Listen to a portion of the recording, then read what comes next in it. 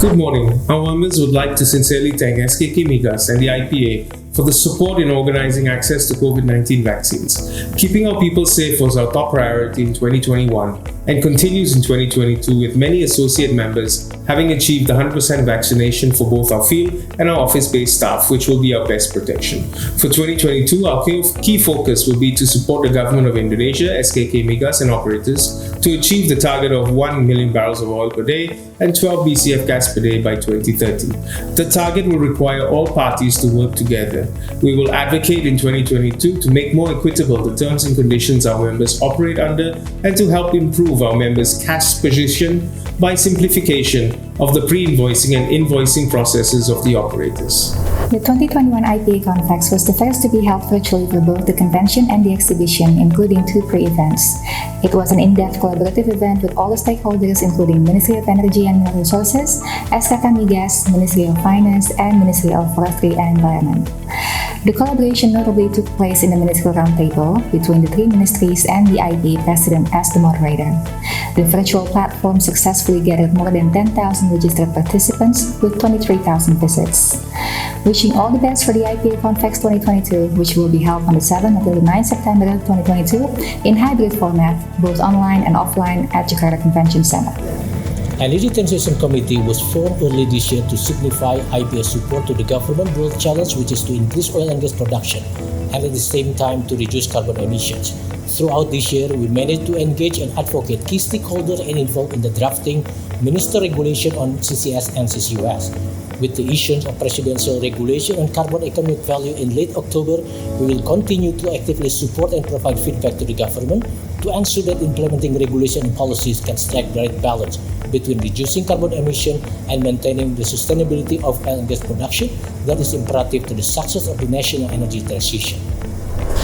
Despite COVID-19 pandemic, we continue having collaboration, engagement, and discussion among the team and also with government entities such as Ministry of Energy, Dijen Migas, SKK Migas, Ministry of Environment and Forestry, and others. We also welcome some new members into the committee who will definitely add expertise and experiences into the team. Next year, we will continue to support the energy transition program as well as advocating implementation and development of regulation to balance oil and gas industry's need, safety, environmental protection, and sustainability. Meanwhile, in parallel, continuously increasing capacity of ESG team member.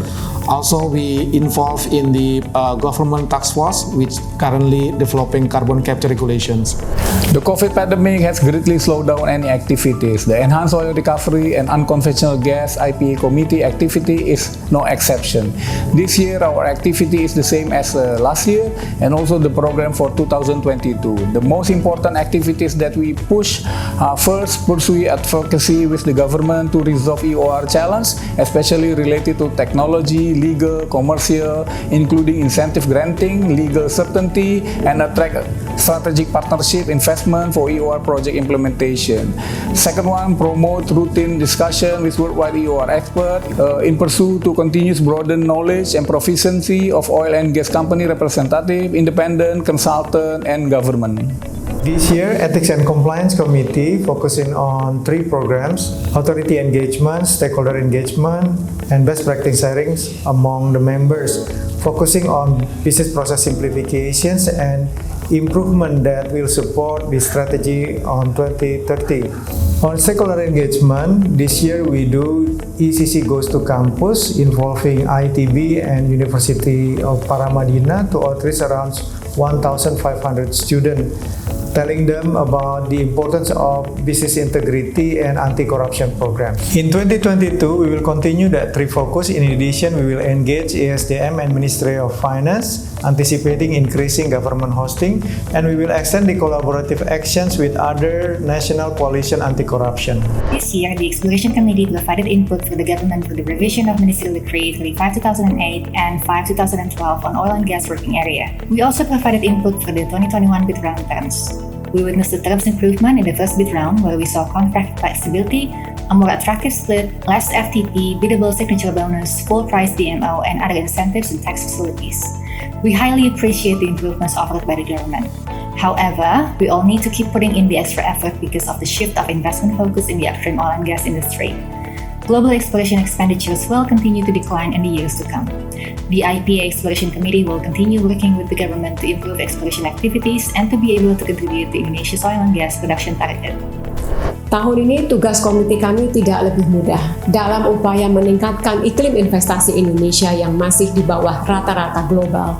Komite kami berupaya aktif dalam berbagai forum profesi, IPA Contacts, IOG2, dan pada terbentuknya peraturan diantaranya Undang-Undang Harmonisasi Perpajakan dan PP atas pajak transfer.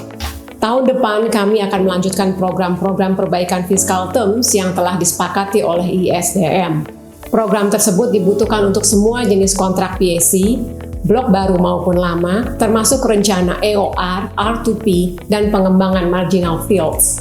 Harapan kami untuk dapat terus bersinergi dengan seluruh key stakeholders dalam upaya meningkatkan fiscal competitiveness Indonesia.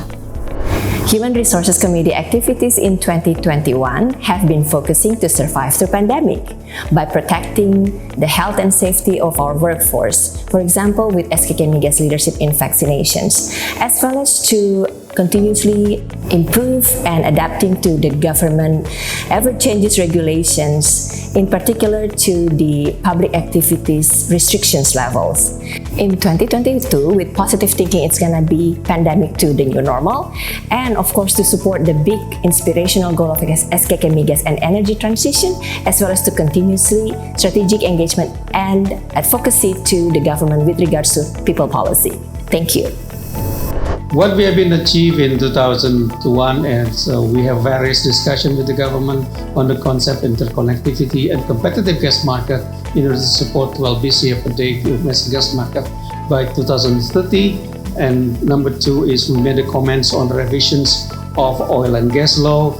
And number 3 is we monitor the issues of implementation of ministerial decrees on low gas price for several industries. And for 2002, I think we are going to be doing the same. We're going to keep on the collaborative effort with the government to define the markets for 2030.